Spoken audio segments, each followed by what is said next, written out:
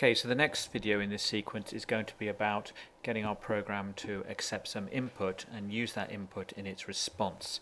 So it's going to print out a message asking you to type in your name, then it's going to read your name and it's going to say hello to you. Okay, so we've got our standard hello world program here as before, but one of the things I'm going to do as an example of good practice is I'm not going to just simply keep overwriting this and editing it. I'm going to save it as a new program with a new name. So I'm going to call it hello you because it's now doing something slightly different, and I'm going to save as hello you.java.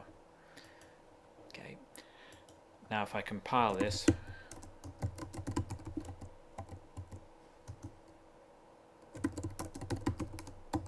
and run it, currently it does the same as it did before.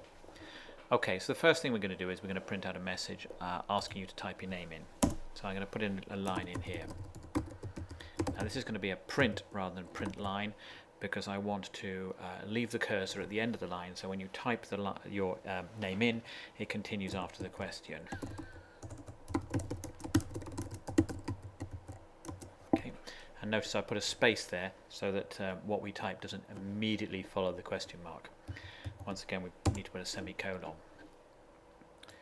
Now I'm just going to slightly move that way and make this a bit bigger so we can see the whole program. Okay, so that's going to print out our messages, but it isn't actually going to allow us to read anything in. And for that we need to do something a little bit more complicated. We need something that in Java is called a scanner. Now a scanner is actually a piece of software in a library, and to actually use that we're going to have to import that library. And so I'm going to have to type in here, I'm just going to, just going to hit return. Okay, so import is a keyword in Java as well, and so I'm now going to type java.util.scanner. Now scanner is the library element we want to use, and it happens to be in a bit of the Java library called java.util. Most of the things we'll be using in this module are in java.util, but in practice there's a very large range of things available to you in Java that you can use. Now having done this, you might think, great, we can go ahead and just read something, but actually before we do that we've got to create ourselves a scanner. Okay, just reading in the library is not enough, we've got to sort of make one or initialize it. For that we've got to type this.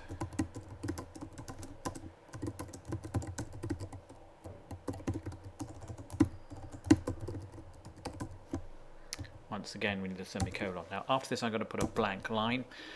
It's good practice to put blank lines in your code, not because Java needs to have blank lines, but because it breaks it up and makes it more readable.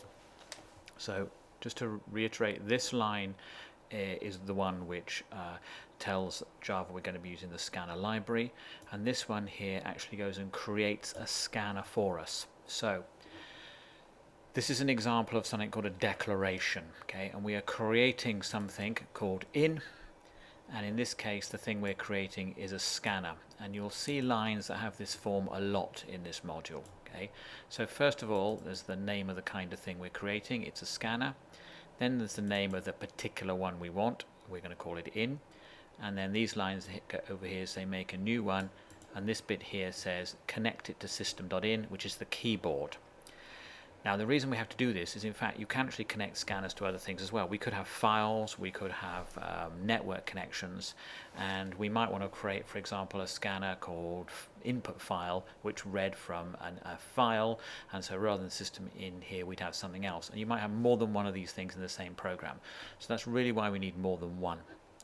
So at this point we're at the stage where we have imported the scanner and we've created a new scanner, and we're going to then be able to read in some input and do something with it. Now this video is getting a bit long, so I'm going to stop here and I'm going to continue in the next one.